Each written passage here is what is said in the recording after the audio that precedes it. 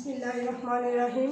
দোসাইদ একে school and কলেজের একাদশ শ্রেণীর অর্থনীতি শিক্ষার্থীবৃন্দ, সবাইকে আসসালামু আলাইকুম।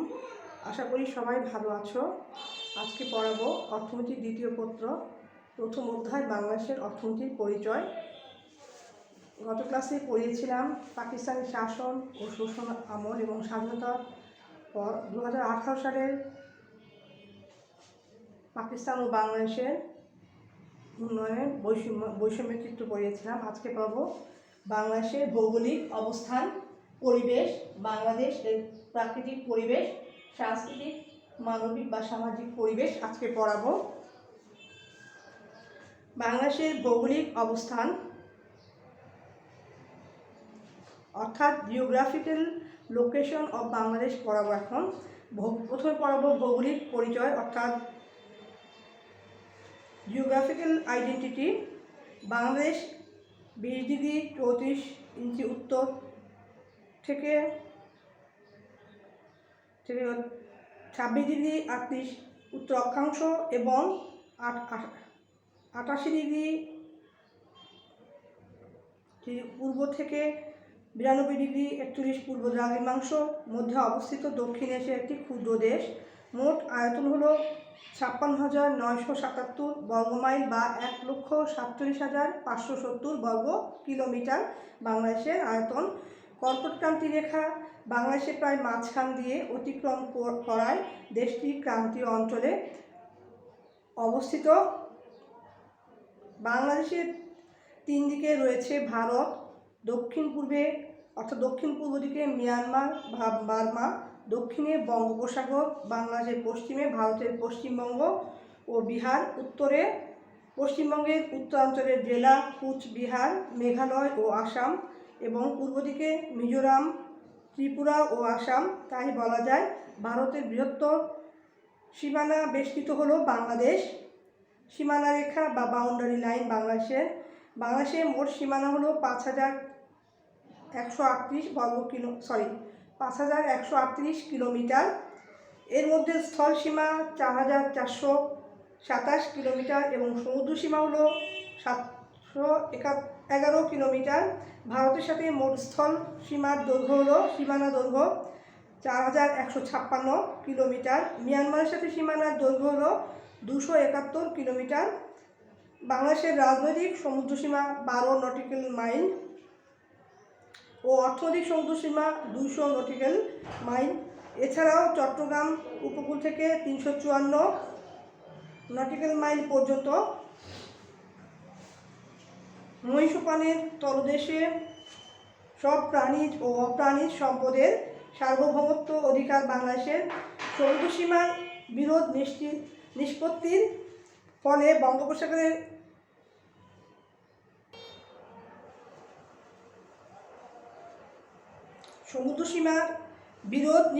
ফলে বঙ্গোপসাগরের বঙ্গোপসাগরের 1,18,813 বর্গ কিলোমিটার অঞ্চলে বাংলাদেশের নিরঙ্কুশ সার্বভৌমত্ব প্রতিষ্ঠিত হয়েছে। জনসংখ্যা বা পপুলেশন 2001 সালের আদমশুমারি অনুযায়ী বাংলাদেশের জনসংখ্যা ছিল 13 কোটি, যা 2011 সালে 15.17 কোটিতে উন্নীত হয়। 2016 সালে সাময়িক প্রাক্কলন অনুযায়ী জনসংখ্যা 16.08 কোটি। জনসংখ্যার ঘনত্ব প্রতি বর্গ কিলোমিটারে 1090 জন।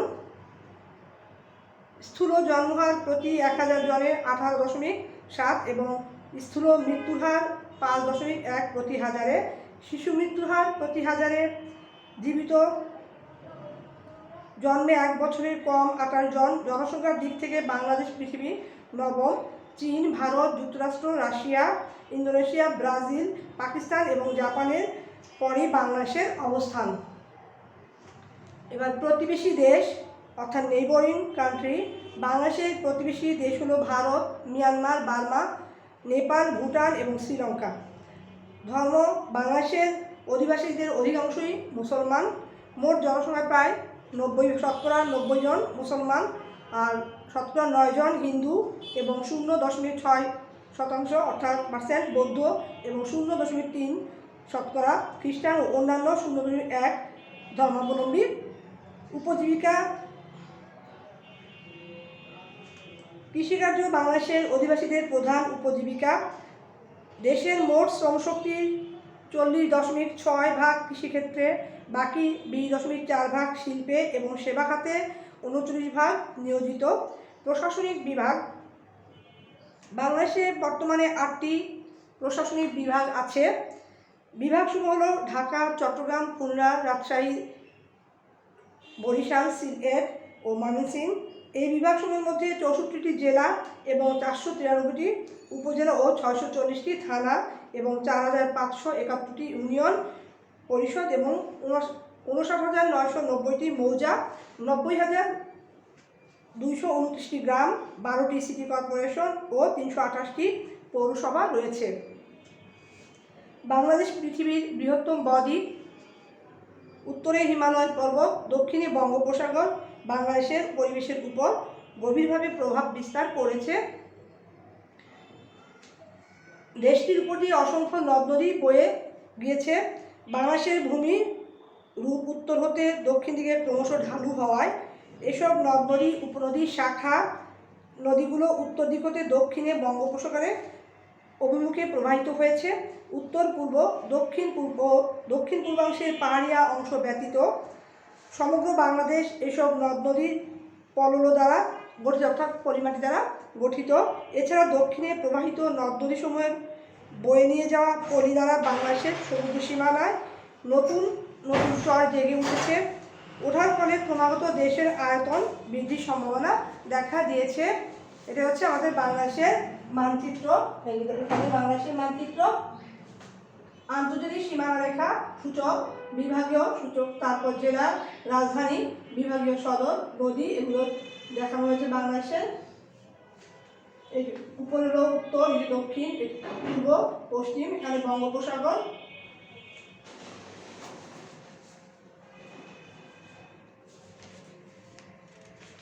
এবার আসলে বাংলাদেশের পরিবেশ সম্পর্কে আলোচনা করব।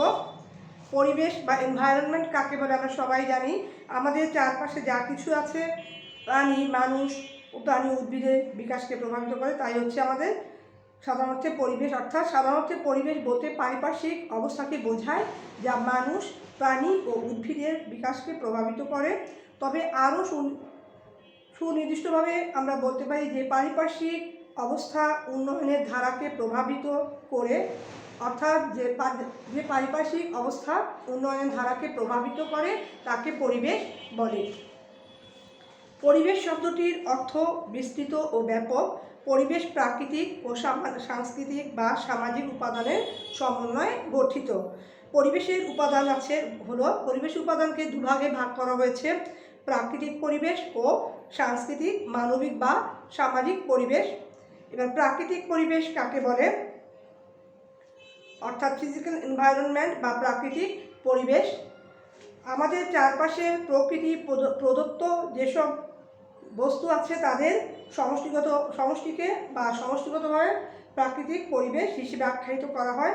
এর মধ্যে উল্লেখযোগ্য হলো শ্বাস প্রশ্বাসের জন্য প্রয়োজনীয় বাতাস, অবস্থানের জন্য মাটি, পানি, আলো, তাপমাত্রা, আর্দ্রতা, বায়ু প্রবাহ, স্রোত, জীবিত এবং ভৌত উপাদান যেমন oxygen, carbon dioxide, calcium, potassium, sodium, magnesium, বিভিন্ন ধরনের কার্বনেট ও ফসফেটের যৌগসমূহ প্রভৃতি, যা আমাদের জীবনযাত্রাকে প্রভাবিত করে।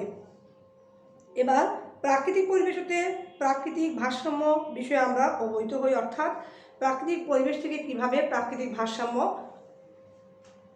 পেয়ে থাকি সেটা।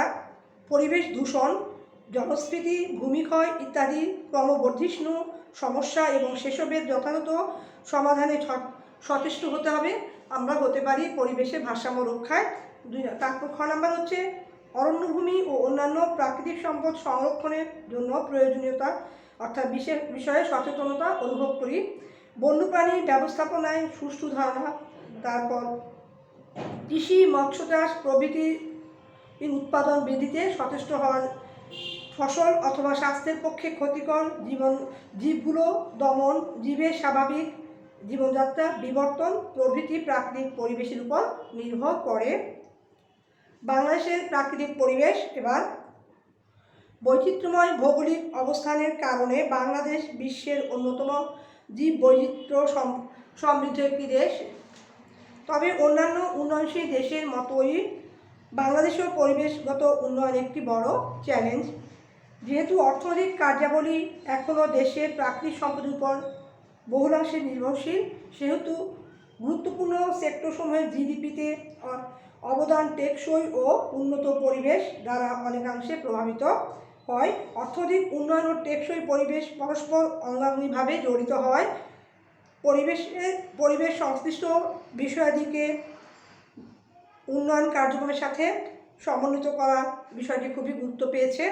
তাহলে বাংলাদেশের প্রাকৃতিক পরিবেশের মধ্যে মিশে আছে দরিদ্রতা, জনস্ফীতি এবং জনসচেতনতার অভাব। একই সাথে বিদ্যমান প্রাকৃতিক দুর্যোগ, বন্যা, খরা, মঙ্গা, ঘূর্ণিঝড়, জলোচ্ছ্বাস ইত্যাদি। বাংলাদেশের প্রাকৃতিক পরিবেশের স্বতন্ত্র উপাদানসমূহ হলো: 1 নম্বর ভৌগোলিক অবস্থান, ভূপ্রকৃতি, উপকূলরেখা, নদ নদী, জলবায়ু ও বৃষ্টিপাত, তাপমাত্রা, মৃত্তিকা, উদ্ভিদ।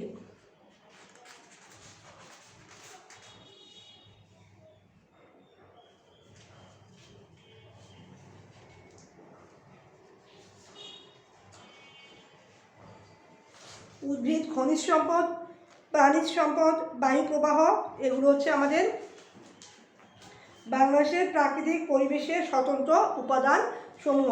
এখন ভৌগোলিক অবস্থান।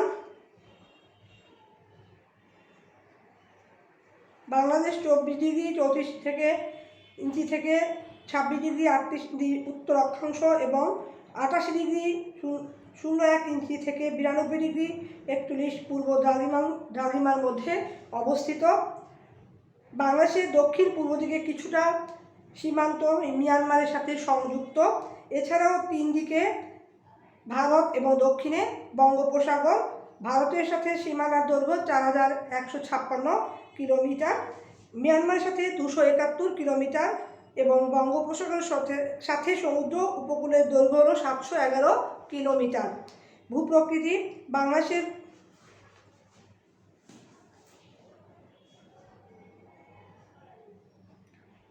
এখানে বাংলাদেশের সমুদ্রসীমার দৈর্ঘ্য হলো 12 নটিক্যাল 200। এগুলো মুখস্থ করবে, কারণ এগুলো অবজেক্টিভে আসে যে বাংলাদেশের সাথে ভারতের সীমানার দৈর্ঘ্য কত কিলোমিটার, তারপর মিয়ানমারের সাথে কত কিলোমিটার, বঙ্গোপসাগরের সাথে সমুদ্র উপকূলের দৈর্ঘ্য কত কিলোমিটার, এগুলো পরীক্ষায় অবজেক্টিভ হিসেবে আসে, তাই এগুলো মুখস্থ করবে, ভালো করে পড়বে। ভূপ্রকৃতি। এবার বাংলাদেশের ভূপ্রকৃতি। বাংলাদেশের ভূপ্রকৃতির ভূমিরূপ সর্বত্র একরূপ নয়। ভূপ্রকৃতির বৈশিষ্ট্য বিবেচনায় বাংলাদেশের ভূপ্রকৃতি প্রধানত 2 ধরনের, যথা সমভূমি এবং পাহাড়ি হলেও এর মধ্যে ভিন্নতা বা বিভিন্নতা রয়েছে। কোনো স্থানের ভূপ্রকৃতি পার্বত্য, সমভূমি, বনভূমি, বরেন্দ্রভূমি এবং কোথাও মাটির রং লাল বা জলাশয়, হাওর, বিল প্রভৃতি বিদ্যমান।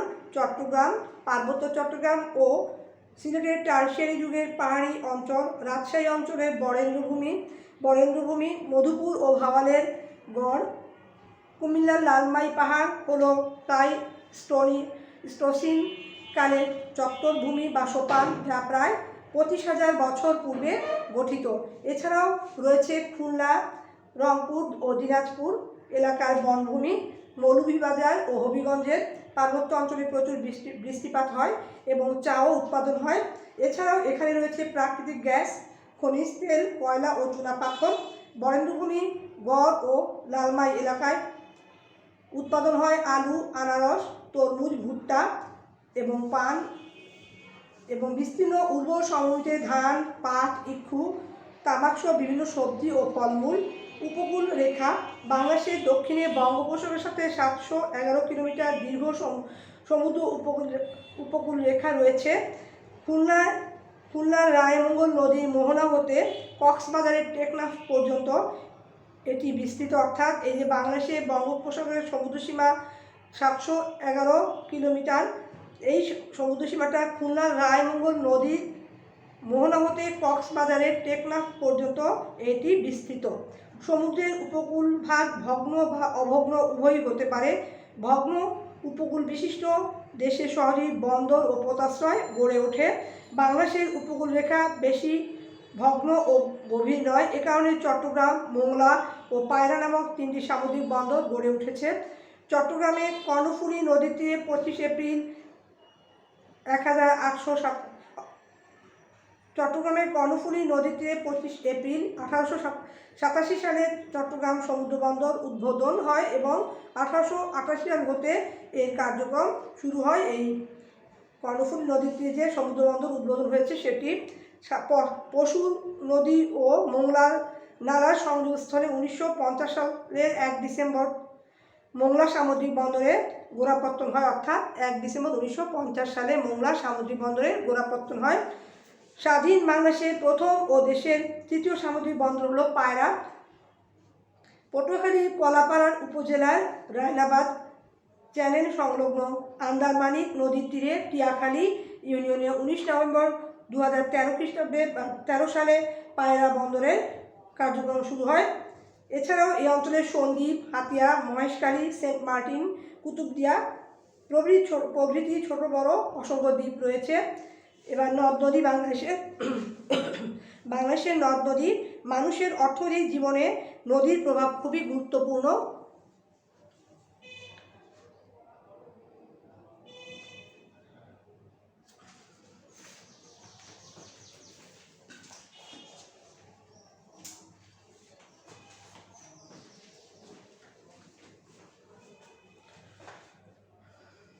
নদ নদী বাংলাদেশের মানুষের অর্থনৈতিক জীবনে নদীর প্রভাব খুবই তাৎপর্যপূর্ণ। পানীয় জলের অভাব পূরণ, কৃষিক্ষেত্রে পানি সেচ, জলপথে সুলভ ব্যবসা বাণিজ্যের সুবিধা, মৎস্য আহরণ, পানি বিদ্যুৎ উৎপাদন ইত্যাদির মাধ্যমে নদী মানুষের জীবনকে নানাভাবে প্রভাবিত করে। পদ্মা, মেঘনা, যমুনা হলো বাংলাদেশের প্রধান নদী। বাংলাদেশে মোট নদী 233টি, আন্তঃসীমান্ত নদী 57টি, ভারতের 54, মিয়ানমার 3টি সহ 57টি। মিয়ানমার থেকে আসা নদীগুলো হল নাফ, মাতামুহুরি ও সাঙ্গু। বাংলাদেশের নদ নদীর মোট দৈর্ঘ্য প্রায় 24,140 কিলোমিটার। প্রায় 700টি নদী, উপনদী, শাখা নদীর সমন্বয়ে বিশ্বের অন্যতম বৃহৎ নদী ব্যবস্থা গড়ে উঠেছে। এ কারণে পলি বিধৌত উর্বর ভূমির দেশ বাংলাদেশ। এখান থেকে একটা অন্যান্য প্রশ্ন আসতে পারে, বাংলাদেশকে পলি বিধৌত উর্বর ভূমি দেশ বলা হয় কেন?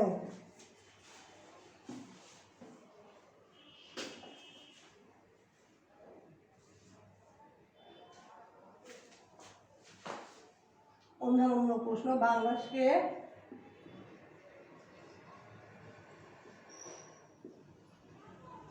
পলি বিধৌত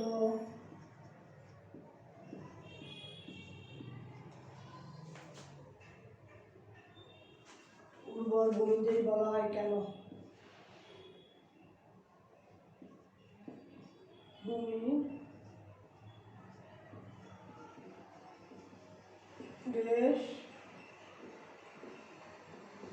বলা হয় কেন?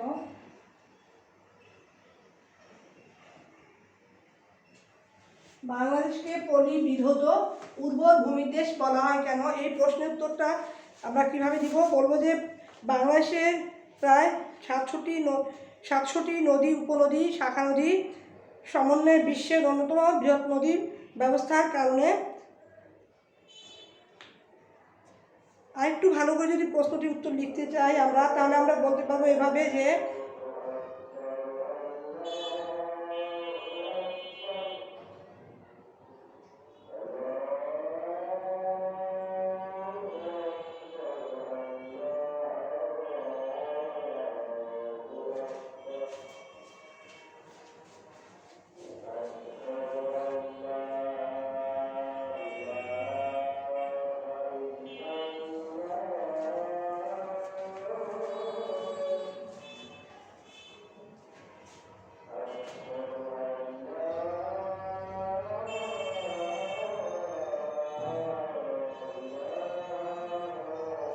আমরা একটু ভালো করে প্রশ্ন উত্তরটা দিতে গেলে আমরা লিখবো বাংলাদেশের, যেহেতু 2 নম্বর থাকবে একটু সুন্দর করে লিখতে, বাংলাদেশের নদ নদীর মোট দৈর্ঘ্য 24,140 কিলোমিটার, প্রায় 700টি নদী উপনদী শাখা নদীর সমন্বয়ে বিশ্বের অন্যতম বৃহৎ নদী ব্যবস্থা গড়ে উঠেছে।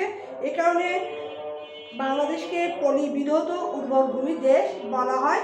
লিখে দিব, এটুকু লিখতেও হবে। আবার কেউ যদি মনে করেন আরও কমে লিখবে, এভাবে লিখতে পারো। প্রায় 700টি নদী উপনদী শাখা নদীর সমন্বয়ে বিশ্বের অন্যতম বৃহৎ নদী ব্যবস্থা গড়ে উঠেছে বলে বাংলাদেশকে পলিবিধৌত উর্বর ভূমি দেশ বলা হয়। আর যদি আরেকটু 2 নম্বর ভালো করে পেতে চাও তাহলে আরেকটু বাড়িয়ে লিখতে পারো। বাংলাদেশের নদ নদীর মোট দৈর্ঘ্য প্রায় 24,140 বর্গ কিলোমিটার। তারপর লিখবে প্রায় 700টি নদী উপনদী শাখা নদীর সমন্বয়ে বিশ্বের অন্যতম বৃহৎ নদী ব্যবস্থা গড়ে উঠেছে বলে বাংলাদেশকে পলিবিধৌত উর্বর ভূমি দেশ বলা হয়। এবার আসো জলবায়ু ও বৃষ্টিপাত। জলবায়ুর তারতম্যের ফলে বিভিন্ন স্থানে মানুষের বাসস্থান, পেশা, অর্থনৈতিক ক্রিয়াকলাপ ইত্যাদির মধ্যে পার্থক্য হয়ে থাকে। মানুষের দৈহিক গঠন ও কাঠামো, কর্মদক্ষতা ইত্যাদিও জলবায়ুর উপর নির্ভর করে। বাংলাদেশের জলবায়ু উষ্ণ, আর্দ্র ও সমভাবাপন্ন। গ্রীষ্মকালে মৌসুমী বায়ুর প্রভাবে প্রচুর বৃষ্টিপাত হয়। গড় বৃষ্টিপাত 120 থেকে 345.4 সেন্টিমিটার। বাতাসের গড় আর্দ্রতা সর্বোচ্চ হল 99% এবং সর্বনিম্ন 36%। তাপমাত্রা, বাংলাদেশের ক্রান্তীয় মৌসুমী জলবায়ুর দেশ বাংলাদেশ। গ্রীষ্মকালে এখানে গড় তাপমাত্রা 21 ডিগ্রি থেকে 34 ডিগ্রি সেলসিয়াস হয়ে থাকে এবং শীতকালে 11 ডিগ্রি থেকে 29 ডিগ্রি সেলসিয়াস থাকে। গ্রীষ্মকালে সর্বোচ্চ গড় তাপমাত্রা 37 ডিগ্রি সেলসিয়াস এবং শীতকালে সর্বনিম্ন গড় তাপমাত্রা 7 ডিগ্রি সেলসিয়াস লক্ষ্য করা গিয়েছে। মৃত্তিকা, এবার বাংলাদেশের মৃত্তিকার গুণাগুণের উপর কৃষি সাফল্য নির্ভর করে। নদীমাতৃক বাংলাদেশের ভূমির বেশিরভাগ নদী বিধৌত পলি দ্বারা গঠিত, ফলে এখানকার মাটিতে প্রাকৃতিকভাবেই নাইট্রিক ও ফসফরিক অ্যাসিড বেশি থাকায় জমির উর্বরতা বৃদ্ধি পেয়েছে। ফলে উর্বর মৃত্তিকাযুক্ত এই অঞ্চলে কৃষির উন্নতি এবং কৃষি নির্ভরশীল শিল্প বিকশিত হচ্ছে। এবার উদ্ভিদ, জলবায়ু মৃত্তিকার পার্থক্যের কারণে বিভিন্ন অঞ্চলে বিভিন্ন ধরনের উদ্ভিদ জন্মে। এভাবে বনভূমির সৃষ্টি হয়। উদ্ভিদ ও বনাঞ্চল দ্বারা বৃষ্টিপাত, বায়ুর আর্দ্রতা, ভূমির ক্ষয়রোধ, বন্যা নিয়ন্ত্রণ প্রভৃতি গুরুত্বপূর্ণ কার্যাবলী প্রভাবিত হয়। বাংলাদেশের উল্লেখযোগ্য বনাঞ্চল হল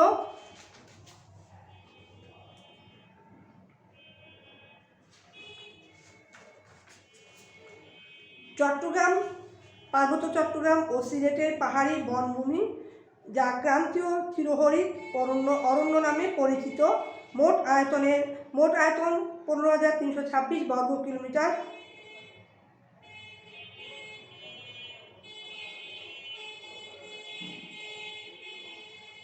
এখানে আরেকটা প্রশ্ন আসতে পারে, কোন বনভূমি ক্রান্তীয় চিরহরিৎ অরণ্য নামে পরিচিত? 2 নম্বর প্রশ্ন, বাংলাদেশের কোন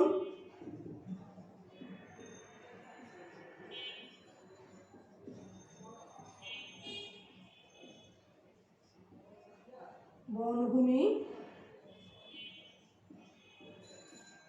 ক্রান্তীয় চিরহরিৎ বন নামে পরিচিত? ক্রান্তীয় চিরহরিৎ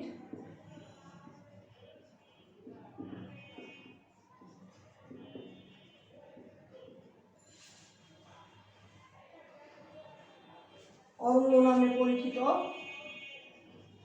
অরণ্য নামে পরিচিত।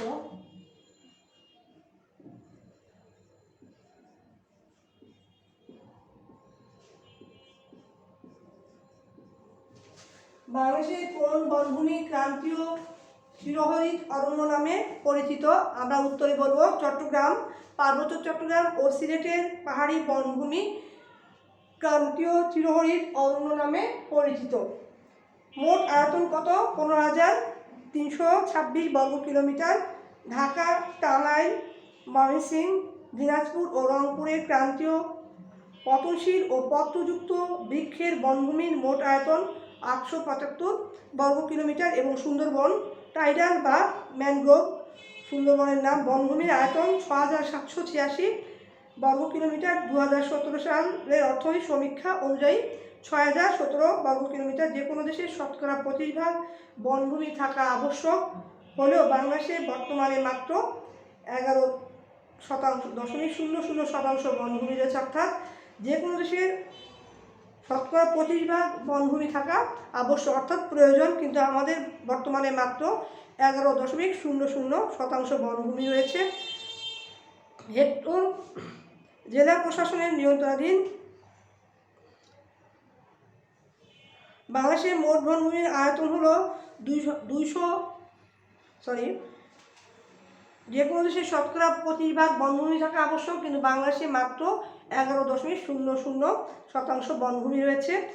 বাংলাদেশে মোট বনভূমির আয়তন 2.32 মিলিয়ন হেক্টর, আর 1.60 মিলিয়ন হেক্টর বন অধিদপ্তরের আওতাধীন এবং 0.72 হেক্টর উপকূলীয় হেক্টর জেলা প্রশাসকের নিয়ন্ত্রণাধীন। এর মধ্যে প্রাকৃতিকভাবে সৃষ্ট হলো 1.40 মিলিয়ন হেক্টর, অর্থাৎ প্রাকৃতিকভাবে মানে আল্লাহ প্রদত্ত সেটা, এবং অবশিষ্ট প্রায় 0.2 মিলিয়ন হেক্টর উপকূলীয় অঞ্চলে কৃত্রিমভাবে সৃষ্ট। এছাড়াও দেশের সর্বত্র প্রায় 0.77 মিলিয়ন হেক্টর বসতবাড়ি ও প্রান্তিক পতিত ভূমি বৃক্ষাচ্ছাদনে আবৃত।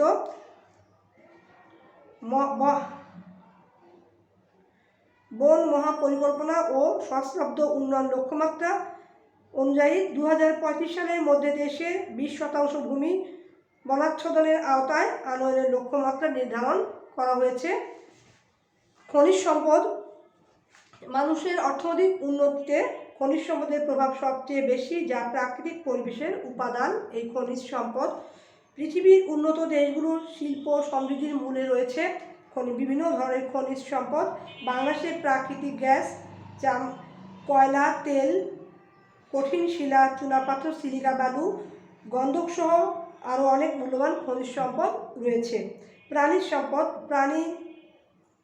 প্রাণীগত ও নানাভাবে মানুষের উন্নতিতে সাহায্য করে থাকে। মাছ, মাংস, ডিম, দুধ, চামড়া, রেশম প্রভৃতি প্রাণীগত হতে পাওয়া যায়।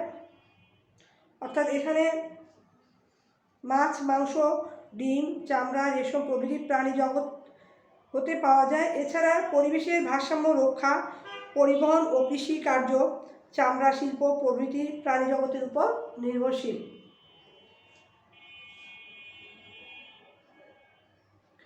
তারপর বায়ু প্রবাহ। বায়ু প্রবাহ প্রাকৃতিক পরিবেশ দ্বারা প্রভাবিত হয়, অর্থাৎ বায়ু প্রবাহ প্রাকৃতিক পরিবেশকে প্রভাবিত করে। যেমন গ্রীষ্মকালে দক্ষিণ পশ্চিম মৌসুমী বায়ুর প্রভাবে বৃষ্টিপাত ও শীতকালে উত্তর পূর্ব মৌসুমী বায়ুর প্রভাবে বৃষ্টিহীন শুষ্ক পরিবেশ বিদ্যমান থাকে। বাংলাদেশের প্রাকৃতিক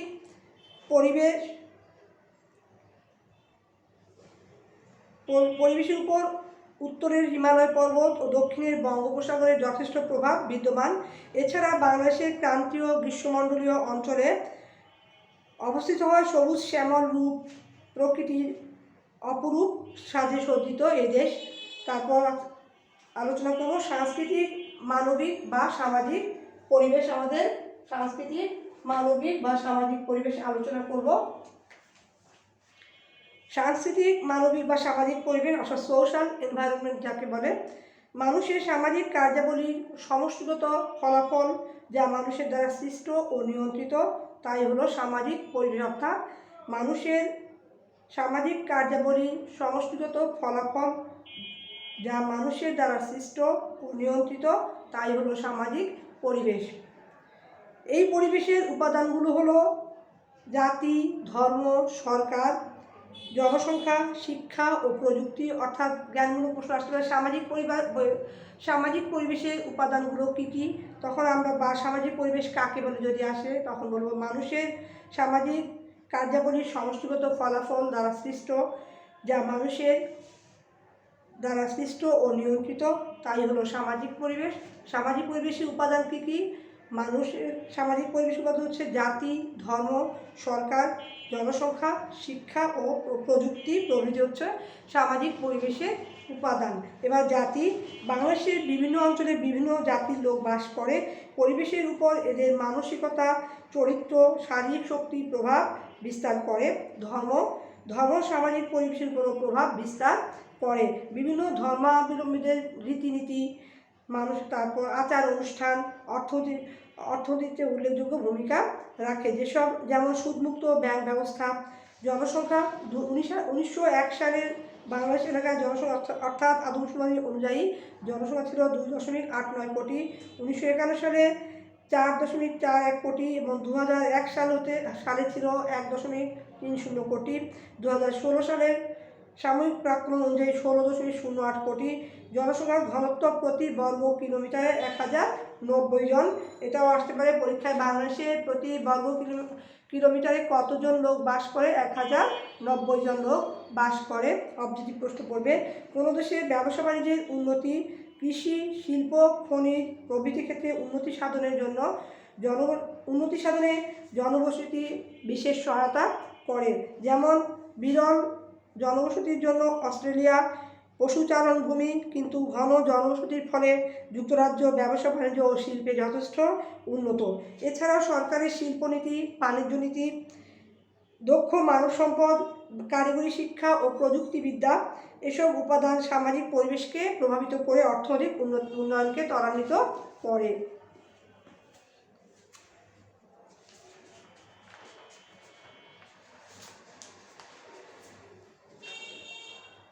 জীব বৈচিত্র্য সমৃদ্ধ বাংলাদেশে অন্যান্য উন্নয়নশীল দেশের মতোই পরিবেশগত উন্নয়ন একটি বড় চ্যালেঞ্জ। অর্থনৈতিক উন্নয়ন ও টেকসই পরিবেশ রক্ষার লক্ষ্যে পরিবেশ সংশ্লিষ্ট বিষয়াদিকে উন্নয়ন কার্যক্রমের সাথে সমন্বিত করার প্রয়াস অব্যাহত রয়েছে। পরিবেশগত সমস্যাসমূহ মোকাবেলা করে দূষণমুক্ত সুস্থ পরিবেশ ও পরিবেশ বান্ধব পরিবেশ গড়ে তুলতে বিভিন্ন নীতি এবং উন্নয়ন পরিকল্পনা গ্রহণ ও বাস্তবায়ন করা হচ্ছে। ইতিমধ্যে টেকসই পরিবেশ নিশ্চিতকরণ সংক্রান্ত জাতিসংঘ ঘোষিত সহস্রাব্দ উন্নয়ন লক্ষ্য 7 এর আওতায় নিরাপদ সুপেয় পানি ও স্বাস্থ্যসম্মত ল্যাট্রিন প্রাপ্যতা নিশ্চিতকরণে বাংলাদেশে উল্লেখযোগ্য সাফল্য অর্জিত হয়েছে। জলবায়ু পরিবর্তন জনিত ঝুঁকি মোকাবেলা ও অভিযোজন কর্মসূচি ত্বরান্বিত করার লক্ষ্যে প্রয়োজনীয় পদক্ষেপ গ্রহণ অব্যাহত রয়েছে। জাতিসংঘ ঘোষিত বর্তমানে প্রচলিত SDG বা টেকসই উন্নয়ন লক্ষ্যমাত্রা 6, 13, 14 এবং 15 নং লক্ষ্যসমূহ অর্জন সম্ভব হলে সামাজিক পরিবেশের উন্নয়নে অত্যন্ত তাৎপর্যপূর্ণ অগ্রগতি অর্জিত হবে আশা করি আমরা। যেমন 6 নং লক্ষ্য হলো ক্লিন ওয়াটার অ্যান্ড স্যানিটেশন, 13 নং লক্ষ্য হলো ক্লাইমেট অ্যাকশন অর্থাৎ জলবায়ু সংরক্ষণ, 14 নং লক্ষ্য হলো লাইফ বিলো ওয়াটার এবং 15 লক্ষ্য হলো লাইফ অ্যান্ড ল্যান্ড। প্রাকৃতিক পরিবেশ ও সামাজিক পরিবেশের মধ্যে পার্থক্য। উৎপত্তি বা জন্মগতভাবেই প্রাণীকুল পরিবেশের নিকট দায়বদ্ধ। প্রতিকূলের অর্থাৎ উৎপত্তি বা জন্মগতভাবেই প্রাণীকুল মানে আমাদের মানুষ, গাছপালা, পশু পাখি এগুলোকে এক কথায় সবাইকে প্রাণীকুল বলা হয়েছে। প্রাণীকুল পরিবেশের নিকট দায়বদ্ধ। প্রাণীকুলের অস্তিত্ব রক্ষা, বংশবিস্তার, উন্নয়ন সবই পরিবেশ দ্বারা নিয়ন্ত্রিত। পরিবেশ দুই প্রকার, প্রাকৃতিক পরিবেশ এবং সামাজিক পরিবেশ। পার্থক্য হলো সংজ্ঞাগত পার্থক্য। যদি বলা হয় প্রাকৃতিক পরিবেশ ও সামাজিক পরিবেশের পার্থক্য, সংজ্ঞাগত প্রকৃতি প্রদত্ত যে সকল উপাদান দ্বারা বা শক্তির সমন্বয়ে প্রাণীকুলের উন্নয়নের ধারা প্রভাবিত হয় তাকে প্রাকৃতিক পরিবেশ বলে। অর্থাৎ এখন পরীক্ষায় অংশে প্রশ্ন আসে পরিবেশ কী বা পরিবেশ কাকে বলে, পরিবেশ কী আবার আসে প্রাকৃতিক পরিবেশ কাকে বলে। অনেকে ভুল করে পরিবেশের সংজ্ঞাটাই প্রাকৃতিক পরিবেশে দিয়ে দাও, এটা কিন্তু ঠিক না। প্রাকৃতিক পরিবেশ কি আমাদের চারপাশে যা কিছু আছে, মানুষ, প্রাণী, গাছপালা এগুলো নিয়ে যে আমাদের পরিবেশ, সেটাকে বলা হয় পরিবেশ।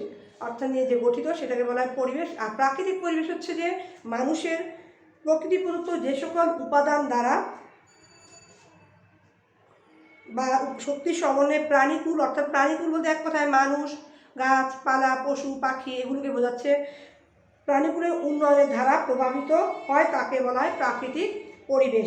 তাহলে এখানে পরিবেশ আর প্রাকৃতিক পরিবেশের পার্থক্যটা জেনে গেলে, পক্ষান্তরে মানব সৃষ্ট পরিবেশকে সামাজিক, আর সামাজিক পরিবেশ কাকে বলা হয়, যেটা মানব সৃষ্ট সেটাকে বলা হয় সামাজিক পরিবেশ। আর সামাজিক পরিবেশ ও প্রাকৃতিক পরিবেশের উপাদানও ভিন্ন। সামাজিক পরিবেশ, প্রাকৃতিক পরিবেশের উপাদান হলো ভূপ্রকৃতি, জলবায়ু, মৃত্তিকা, উপকূল রেখা, নদ নদী ও বৃষ্টিপাত, খনিজ সম্পদ, বায়ু প্রভাব, এগুলো হচ্ছে প্রাকৃতিক পরিবেশের উপাদান। অন্যদিকে সামাজিক পরিবেশের উপাদান হচ্ছে মানুষ বা জাতি, ধর্ম, সরকার, জনসংখ্যা এবং শিক্ষা ও প্রযুক্তি, এগুলো হচ্ছে সামাজিক পরিবেশের উপাদান। এখন পরিবেশ ও প্রাকৃতিক পরিবেশের পার্থক্যের মধ্যে দেখা যাচ্ছে যে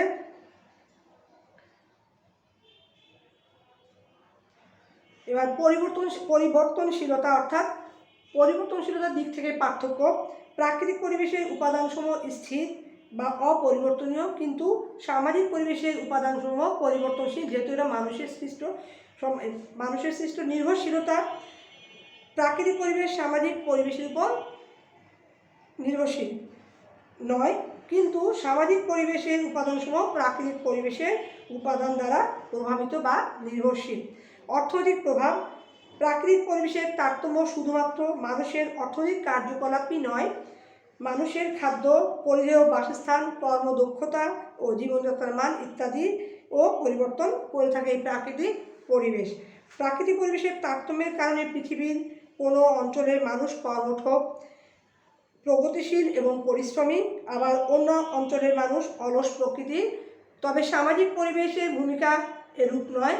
শিক্ষা ও প্রশিক্ষণ, গণতান্ত্রিক রাষ্ট্র ব্যবস্থা, উন্নয়ন মনস্ক প্রগতিশীল জাতি, জনসংখ্যা, সভ্যতার বিবর্তনে ভূমিকা রাখে এই সামাজিক পরিবেশ। এইসব আলোচনায় আমরা বলতে পারি যে প্রাকৃতিক পরিবেশকে উৎপত্তির ভিত্তি বললেও সামাজিক পরিবেশকে সভ্যতার ক্রমবিবর্তন বলা যুক্তিযুক্ত।